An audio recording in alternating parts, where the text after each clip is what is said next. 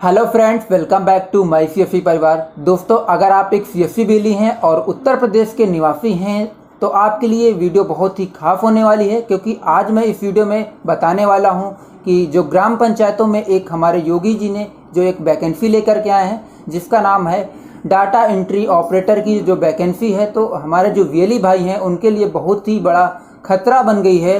और इसके बारे में हम इस टॉपिक में बताएंगे कि ये डाटा एंट्री ऑपरेटर की जो वैकेंसी है, इसके क्या फ़ायदे होने वाले हैं और ये क्या है और इसके कितने पद रहने वाले हैं। डाटा एंट्री रखने की क्या आवश्यकता क्या पड़ी हमारे सरकार को, इस काम के लिए क्या आवश्यकता पड़ी कि जिससे हमें ग्राम पंचायत में हम वीएलईओं को ना रख करके इनको जॉब पे रखना पड़ा। हमारे वीएलई भाइयों को क्या नुकसान होने वाला है इस भर्ती से और क्या फ़ायदा होने वाला है, इसके बारे में हम पूरी विस्तार से बात करें। और इसमें कितने पद रहेंगे, चयन की प्रक्रिया क्या रहेगी और इसमें जो सिलेक्ट होंगे उनका जो वेतन क्या रहने वाला है, इस बारे में हम विशेष चर्चा करेंगे। आज हमारे साथ हैं ज्ञान सर, जो पिछले 2 साल से वीएलसी रह चुके हैं। प्रेजेंट टाइम पे ये डीवीएलई हैं और डिजिटल वेलफेयर सोसाइटी के प्रेजेंट टाइम पे ये अध्यक्ष हैं। तो हम इनसे जानेंगे हमारे वीएलईओ भाइयों को जो ये वैकेंसी है योगी सरकार की, इससे क्या खतरा होने वाला है और इसको किस तरीके से हम सपोर्ट करेंगे और जो भी हैं इनसे पूछेंगे, एक एक क्वेश्चन पुट करेंगे। तो दोस्तों, अगर अभी तक आपने हमारा चैनल सब्सक्राइब नहीं किया है तो सब्सक्राइब कर लें, क्योंकि हम ऐसे ही छोटे छोटे से लेटेस्ट नॉलेज आप तक लाते रहते हैं और हमेशा लाने का प्रयास करेंगे। तो हम आते हैं अपने वीडियो को। दोस्तों, हम सबसे पहला क्वेश्चन ज्ञान सर से रखेंगे। पंचायत सहायक अकाउंटेंट कम डाटा एंट्री का क्या है, इसके बारे में हम जानेंगे। तो हम जानते हैं ज्ञान सर से। तो ज्ञान सर, आप बताइए कि इनसे हमारा क्या फ़ायदा है और ये क्या वैकेंसी हमारी क्या है। धन्यवाद अनुज जी। मैं सभी दर्शकों को जो इस YouTube चैनल के जरिए इस सूचना को देख रहे हैं, मैं सभी को प्रणाम करना चाहता हूं, नमस्ते करना चाहता हूं। मेरे वीएलई भाइयों, जैसा कि अनुज जी ने अभी बताया कि उत्तर प्रदेश सरकार ने एक ग्राम पंचायत स्तर पर एक पद सृजन किया है, जिसका कार्य है डाटा एंट्री ऑपरेटर का।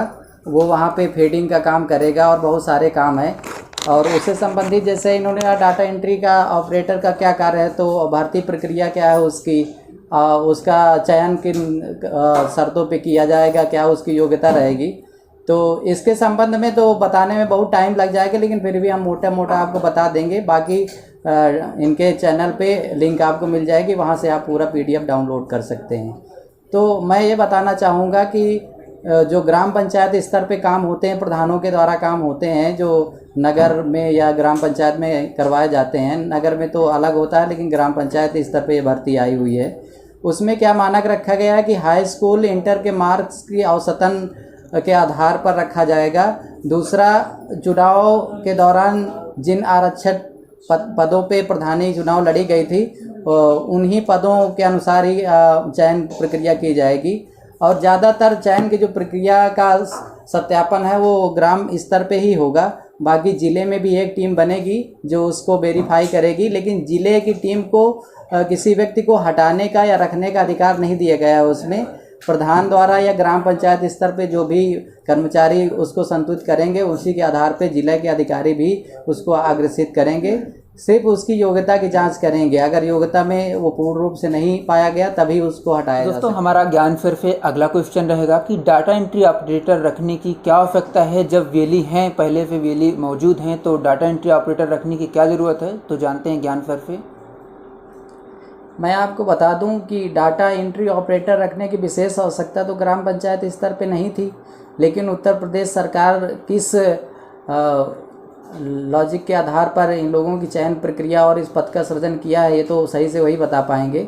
लेकिन जब ग्राम पंचायत स्तर पर एक व्यक्ति पहले से मौजूद है, हो सकता है कि अगल बगल कहीं पे शॉप खोल रखी हो, अगर उससे सुविधाएँ ग्राम पंचायत स्तर पर मुहैया कराई जाएंगी, जिस तरह के डाटा एंट्री ऑपरेटर को मुहैया कराने की बात कही गई है, तो निश्चित तौर पर हमारा वीएलई जो हमारे वीएलई भाई हैं वो भी ग्राम स्तर पर जाकर के काम शुरू कर सकते हैं। मेरे दोस्तों, जब वीएलई के पास 4-5 सालों का अनुभव है, उसके पास सारा इक्विपमेंट है, हर कार्य करने की क्षमता है, योजनाओं में कार्य करने के बीच में जो बाधाएं आती है उससे जूझने की क्षमता है, लोगों को ट्रस्ट है, सारी तरह के सर्विसेज वो प्रोवाइड कर चुका है, उसको मालूम है कहाँ से क्या करना है। इसके बावजूद भी सरकार नए लोगों को भर्ती कर रही, जिनको कि अभी थोड़ा सा समय लगेगा, ट्रेन करने में समय लगेगा और उनको समझने में टाइम लगेगा। दूसरी बात, आर्थिक बहुत ज़्यादा नुकसान हो जाएगा सरकार का, क्योंकि एक ग्राम पंचायत में लगभग 1,75,000 रुपये का इक्विपमेंट वहाँ पे इन्वेस्ट करना है सरकार को। तो आप इससे अंदाज़ा लगा सकते हैं कि पूरे प्रदेश में कितने लाख करोड़ रुपए का मतलब नुकसान होने वाला है। तो सरकार का पैसा वेस्ट होने से बच जाएगा अगर वो वीएलई को वहाँ पे समायोजित करने का प्रयास करे या उसमें समायोजित करे। तो निर्धारित तौर पर बहुत ज़्यादा आवश्यकता ऑपरेटर रखने की वहाँ थी नहीं, लेकिन अब किस आधार पे सरकार ने ये पद सृजन कर दिया है, क्योंकि पहले तो प्रक्रिया चल रही थी कि ग्राम पंचायत स्तर पे सीएससी की वीएलई को भी बिठाना है, लेकिन अभी ये प्रक्रिया नई लागू हो गई कि प्रधान के थ्रू ये नया पद जो भरना है ये प्रक्रिया चालू हो गई। तो निश्चित तौर पर डाटा एंट्री ऑपरेटर का ग्राम स्तर पे कोई ज़्यादा आवश्यकता थी नहीं, वो कार्य वीएलई भी वहाँ का बैठ के कर सकता है। लेकिन अब सरकार अपने अनुसार कर रही है तो निश्चित तौर पर उसका अपना एक मतलब होगा, उसके अपने रूल्स होंगे, लेकिन ये वीएलई के लिए बहुत नुकसानदेह साबित होगा। तो दोस्तों, ज्ञान फेयर से हमारा अगला क्वेश्चन रहेगा कि ये डाटा एंट्री ऑपरेटर में कितने पद होंगे और इनके साथ ग्राम पंचायत में कितने और व्यक्ति जो बैठ सकते हैं, इसके बारे में हम जानेंगे। तो आइए ज्ञान फेयर से जानते हैं। अभी तक जो मुझे जानकारी है उसमें यह है कि डाटा एंट्री ऑपरेटर भी रहेंगे, साथ में जो हाल फिलहाल में अभी एसएचजी मतलब स्वयं सहायता समूह वाली महिलाओं को सखी के रूप में, बैंक सखी के रूप में चयनित किया गया था, उनका भी पद वहीं पे रहेगा, उनको भी स्थान वहीं बैठने के लिए मिलेगा। और उसमें ये कहा गया है कि आवश्यकता पड़ने पर सीएससी वीएलई को भी वहाँ पे समायोजित किया जाएगा। तो अब एक जगह पे 3-3 लोग, सारे लोगों का एक ही काम है, बैंक सखी का भी काम है पैसे निकालना, विड्रॉल करना, जमा करना, वही काम सीएससी वीएलई के पास भी है कि वो बैंकिंग सर्विसेज प्रोवाइड करता है। तो एक जगह पर बैठ करके 2-2 लोग कैसे कार्य करेंगे? तो डाटा एंट्री का काम वीएलई भी कर सकता है। जब वीएलई वहाँ पे मौजूद हो जाएगा तो फिर डाटा एंट्री ऑपरेटर की ज़रूरत क्या है? तो इसलिए विशेष आवश्यकता नहीं है। 3 पद वहाँ पे ऐसे समायोजित करने की बात कही जा रही है, लेकिन उसका कोई मतलब नहीं है, सिर्फ पैसा इन्वेस्ट करना है, उसको जाया करना है, इसके अलावा और कुछ भी। दोस्तों, जो हमारा अगला क्वेश्चन रहेगा कि जो भी इसमें चयन होंगे उनकी योग्यता क्या रहेगी और उनको आरक्षण किस हिसाब से मिलेगा, तो उसी के बारे में हम अगला क्वेश्चन है हमारा और जानेंगे ज्ञान फेयर से। मैं बता दूं कि उत्तर प्रदेश सरकार ने जो ग्राम पंचायत स्तर पर पद सृजन किए हैं डाटा एंट्री ऑपरेटर के रूप में, उनकी जो अभी तक शैक्षिक योग्यता रखी है वो इंटर और हाई स्कूल के मार्क के आधार पर, औसतन उनके जो मार्क होंगे उन्हीं के आधार पर चयन किया जाएगा। जिसके मार्क ज़्यादा होंगे उसी को ऊपर से नीचे की श्रेणी में 3-4 लोगों का चयन किया जाएगा, जिससे अगर प्रथम वाला नहीं चयन होने की प्रक्रिया में है, अगर नहीं करना चाहता लास्ट टाइम, तो दूसरे को मौका दिया जा सके। दूसरी शर्त जो उसमें है कि पंचायती चुनाव जो अभी हुए हैं ग्राम पंचायत स्तर के ग्राम प्रधानों के, उसमें जिस पद आरक्षित पद जो रहते हैं वो आरक्षित, जिस भी आरक्षित पद से चुनाव हुए हैं उसी प्रक्रिया के तहत इसका भी चुनाव किया जाएगा। जैसे महिला अनुसूचित जाति की महिला प्रत्याशी थी, तो उस ग्राम पंचायत में अनुसूचित जाति की महिला ऑपरेटर की भर्ती होगी। अगर ओबीसी महिला प्रधानी के चुनाव लड़ी है तो फिर ओबीसी कैटेगरी की ही महिला का ऑपरेटर के रूप में चयन होगा। तो इस आधार पे मतलब चयन किया जाएगा। बाकी आप डिटेल लिंक पे जो भी रहेगा पूरा डाउनलोड करके देख सकते हैं। और तीसरा ये है कि कोविड-19 दौरान, बीमारी के दौरान जो भी लोगों की डेथ हो चुकी है, अगर उनके लड़के हैं तो उनको वरीयता दी जाएगी इस ऑपरेटर भर्ती में। तो निश्चित तौर पर के ज़्यादा लंबी प्रक्रिया नहीं है, कंप्यूटर का कोई सर्टिफिकेट उसमें मेंशन नहीं किया गया है, शायद ट्रेनिंग बाद में दी जाएगी। तो यही 3-4 प्रक्रियाएं हैं कि आपके पास हाई स्कूल इंटर के अच्छे मार्क्स होने चाहिए उसमें आवेदन करने के लिए। दूसरी बात कि आप उस कैटेगरी से आ रहे हो जिससे चुनाव प्रधानी के हुए हैं, तो निश्चित तौर पर आपका चयन हो जाएगा। अगला क्वेश्चन होगा कि हमारे जो भर्ती हो रही है उसका जो वेतन है वो कितना रहने वाला है, तो इसके बारे में हम जानेंगे ज्ञान सर से। जी, मैं बता दूं कि अभी उत्तर प्रदेश सरकार ने जो अप्लाई फॉर्म में मेंशन किया है उसमें यह है कि 6,000 रुपये प्रति माह भुगतान किया जाएगा वेतन के रूप में। जो संविदा पे डाटा एंट्री ऑपरेटर को रखा जाएगा उससे 6,000 रुपये का भुगतान किया जाएगा। मैं आपको बता दूं कि उत्तर प्रदेश के सारे वीएलई भाई जो भी इस चैनल को देख रहे हैं, और मैं सरकार को भी ये कहना चाहता हूं कि वीएलई अभी 10 साल से इस कार्य को कर रहा है और निःशुल्क रूप में कर रहा है, क्योंकि उसको सिर्फ सर्विस का कमीशन मिलता है। और कमीशन भी ऐसा मिलता है कि अभी तक क्या था कि जैसे कि आय जात या निवास बनवाने जाते हैं तो उसमें 17-18 रुपये कट ही जाता, 20 रुपये कट जाता, 2-3 रुपये वापस आता, जबकि सरकार कहती है कि 20 रुपये में बनाइए। तो 3 रुपये में कितना कमीशन मिल जाएगा? कितने आय जात एक दिन में वीएलई बना लेता है? या फिर आयुष्मान कार्ड को ही लीजिए, 3-3, 4-4 महीने से वीएलई भाइयों का अभी तक भुगतान नहीं हो पाया है। तो किन कठिन परिस्थितियों में रहते हुए ग्राम पंचायत स्तर पर सीएससी वीएलई ने काम किया है, गांव वालों के साथ मिलकर के सरकार की योजनाओं को ज़मीनी स्तर पर लाने का काम किया है। और बहुत सारी योजनाएं जो ऊपर ही रह जाती थी, कभी ग्रामीण स्तर में लोगों को पता नहीं चल पाती थी, लेकिन जब से सीएससी आई और अपने वीएलईओं को स्टैंड किया, हर ग्राम पंचायत में सीएससी को मौजूद किया, हर ग्राम पंचायत में ना सही तो उसके इर्द गिर्द कहीं ना कहीं उसने शॉप खोल रखी है, जिसके द्वारा वो सरकार की सारी योजनाओं को ग्रामीणों तक पहुंचाने का कार्य किया, सस्ते दामों पे पहुंचाने का कार्य किया। लगातार सेवा प्रदान करने के बावजूद भी उत्तर प्रदेश सरकार तनिक भी कभी ये नहीं सोची कि वहाँ पर जब सीएससी वीएलई मौजूद है और वहाँ पे कार्य लंबे समय से कर रहा है, उसको कार्य करने का अनुभव है, 1 से 1.5-2 लाख रुपए का इन्वेस्टमेंट कर रखा है, जबकि उत्तर प्रदेश सरकार जो सरकार नई चयन प्रक्रिया में 1,75,000 रुपये एक ग्राम पंचायत में इन्वेस्ट करने जा रही है। तो आप समझ सकते हैं कि पूरे प्रदेश में कितने लाख करोड़ रुपए खर्च होने वाले हैं, जब ऑलरेडी वहाँ पे सीएससी वीएलई मौजूद है, उसके पास सारा इक्विपमेंट है, तो सिर्फ सरकार वेतन दे करके उनको सुनियोजित कर सकती है उस जगह पे। क्योंकि अब ग्रामीण स्तर पे ये लांछन सीएससी वीएलई पे लगाया जा रहा है कि वो ग्राम पंचायत स्तर पे नहीं बैठता है। तो ग्राम पंचायत स्तर पर सीएससी वीएलई कैसे बैठ पाएगा?